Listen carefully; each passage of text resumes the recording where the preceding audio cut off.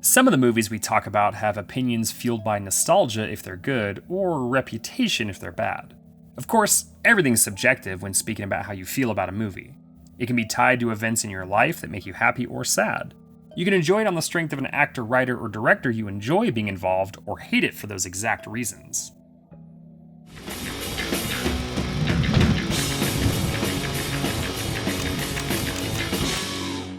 Some things are irrefutable though, such as box office or critical appraisal.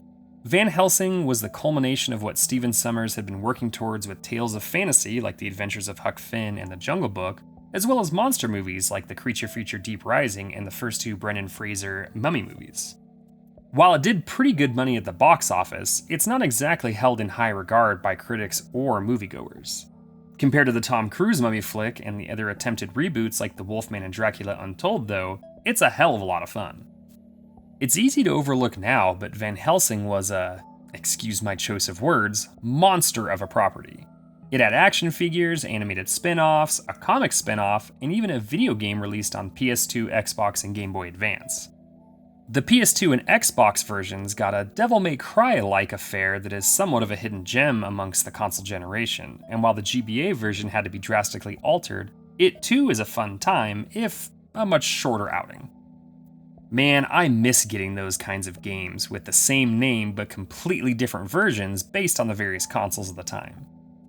As I said before, Sommers had made some really fun movies with Deep Rising and the Mummy flicks, and while Deep Rising was supposed to lead to a Kong revival before Peter Jackson entered the picture, we're just left with a really fun Treat Williams vehicle. R.I.P., sir, R.I.P. That first Mummy movie is quite possibly the best version we've seen from that character, well, in his own film at least. I respect the older Universal ones, and the first Hammer outing is a classic, but the Brendan Fraser ones are just too fun. Unfortunately, today's movie would kind of put a halt to his mainstream career, and 5 years later, G.I. Joe would really end it. His most recent film is the 2013 small release movie Odd Thomas. With the re-emergence of Brendan Fraser, the last couple years anyway, we're long overdue for the return of Rick O'Connell and a new adventure. While Sommers is a kind of one-man show with his writing and directing, the movie stars a bunch of, at the time, up-and-coming talent and some Sommers regulars. Gabriel Van Helsing is played by Hugh Jackman, who had found ridiculous success as Wolverine in the first X-Men movie 4 years prior. He was actually filming parts of X2 and this one at the same time. The Oscar nominee in Triple Threat is kind of a mix between old Hollywood and new, and is one of our national treasures, even if he isn't technically ours. He doesn't have any other horror under his belt, but he's made some truly wonderful films in multiple genres that more than stand the test of time. Kate Beckinsale plays his partner and love interest, Anna Valerius. Beckinsale has done a lot more horror, and that's not even including the Underworld series that she's probably most famous for. She also did Haunted in 1995, Vacancy in 2007, Stonehurst Asylum in 2014, and The Disappointments Room in 2016. Hey, I didn't say they were all good horror. Elsewhere, you have Richard Roxburgh playing Dracula, Shuler Hensley as Frankenstein's monster, David Wenham as Carl, you know Carl, and Kevin J. O'Connor as Igor. Roxburgh has been around for what seems like forever and still appears in big-ticket movies like Elvis from the previous year. He also has the not great distinction of being the bad guy in back-to-back flops with 2003's Leave Extraordinary Gentlemen and then this. Kevin J. O'Connor is a frequent collaborator of Sommers, and the role of Igor was written with him in mind specifically. In a cool nerd moment, some of the movie was actually filmed on the lot where some of the original Universal monster flicks were filmed.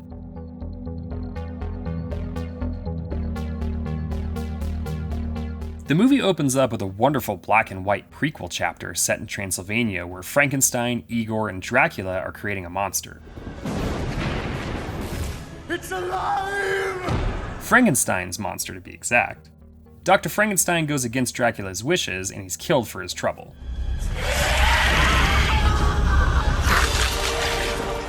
Everything in this sequence is fun, from the performances to the way it's shot to the makeup and effects. More on that last piece later. The monster grabs his creator's body and dies as everything goes up in flames. Or at least we assume he does. We then cut to some time later in full color and are introduced to our namesake hero and his luxurious hair. Van Helsing is hunting a murderer who happens to be Mr. Hyde, and as much as I like the black and white aesthetic and practical effects before, here is where Van Helsing earns probably its biggest offense. The CGI throughout the entire film goes from bad to atrocious. It's worse today watching in 4K than it was when it was released 19 years ago. CGI in general seems to go through ebbs and flows, with a lot of stuff today in 2023 not really looking up to snuff either. I'm almost glad to get that out of the way early, because it's a recurring issue and one of the only really bad parts that the movie has to offer. The other questionable parts are some of the accents. Stay here!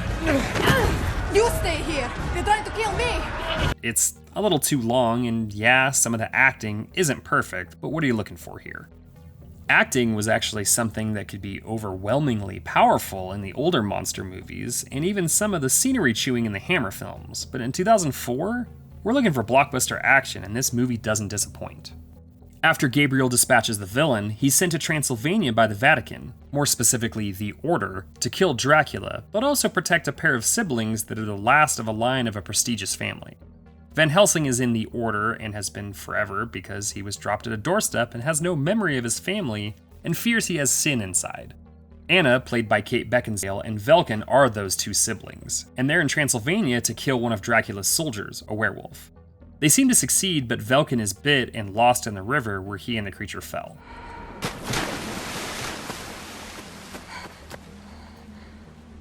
Velkin will of course now be used by Dracula for his main scheme, which is to bring his own experiments to life. He's using what is now a werewolf body of Velkin to harness the power that'll really turn the tide in monsters versus humans warfare. We get the next main set piece with Dracula's brides attacking the village, and Van Helsing, with the help of his friar and New Age blacksmith Carl, defending the people, and they end up slaying one of the vampires. It's a cool sequence, especially to see them fighting during the day, and bad CGI aside, a theme you probably expect to see over and over again, it's another fun action set piece. Say what you will about Sommers' scripts or even his characters, but the man knows how to direct action. Hell, even G.I. Joe, which is not a good movie by any stretch of the imagination, has some great action going on. Anna is warned by her brother of Dracula's plan, but he changes into a werewolf and flees so as not to hurt his sister. Van Helsing and Anna head to the castle and confront Dracula, who explains that Van Helsing is his forever rival. We have such history, you and I, Gabriel. Dracula tries to unleash his brood, but they fail because they actually need Frankenstein's monster, who Van Helsing and Anna stumble across randomly.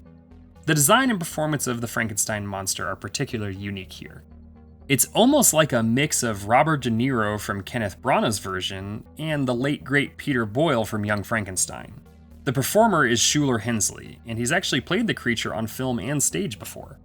Carl does some digging and finds out that there is an eternal battle between werewolves and vampires, or more specifically, Dracula and all lycanthropes. They're the only thing that can kill him, and it's later revealed that he has a cure for lycanthropy, something that Van Helsing needs after being bit. A trade is arranged for Anna and the monster, and both Van Helsing and Dracula assume it to be a trap. Van Helsing doesn't even bring his trade ship, but Dracula has his minions get him anyway. The story continues on with both Igor and the remaining vampire brides being killed, and Dracula reveals that it was Van Helsing that originally killed him. He offers to restore Van Helsing's memory, but he refuses and kills him again. All of Dracula's creations die, which would have probably been extra frustrating for Dracula as he just used Frankenstein's monster to get them back to life. Anna uses the cure on Van Helsing, but he unfortunately kills her while he's still in wolf form. It's an ending that you may not see coming, especially as the movie was meant to be a franchise from the start. Carl and Van Helsing head off for more adventures, and Frankenstein's monster gets on a raft to flee Transylvania. Unfortunately, plans for that franchise were scrapped within the first couple of weeks of release as the critical lambasting came in, and while it made $300 million on a budget of $170, it wasn't enough for the studio to pursue anything in the future. All the toys, comics, video games, and animated spin-offs be damned. The movie suffers from more than a few issues, to be sure, first and foremost that awful CGI, but it isn't enough to ignore or outright hate the movie. It's overlong, sure, but it has all the heart and excitement that The Mummy carries. It takes itself seriously in the sense that its pulp and the stakes within the movie are very real and important, but it goes out of its way to remind you that it's just a big dumb popcorn movie. It should be viewed along with the old classics and even stuff like Monster Squad. From the different creatures throughout, like Mr. Hyde, the Monster, Dracula, the Brides, werewolves, and even Dracula's little JoBlo minions, to the love and respect for the movies that came before it, Van Helsing misses the mark on a lot of aspects, but it's the best monster mash we've received and may ever get again.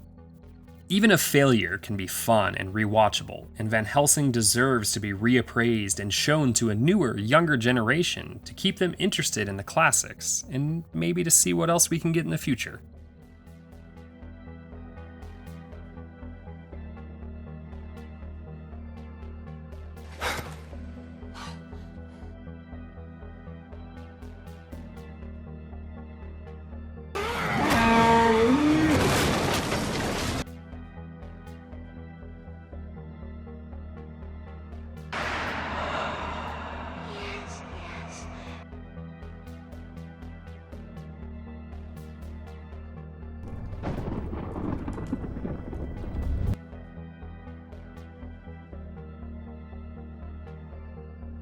Vampires!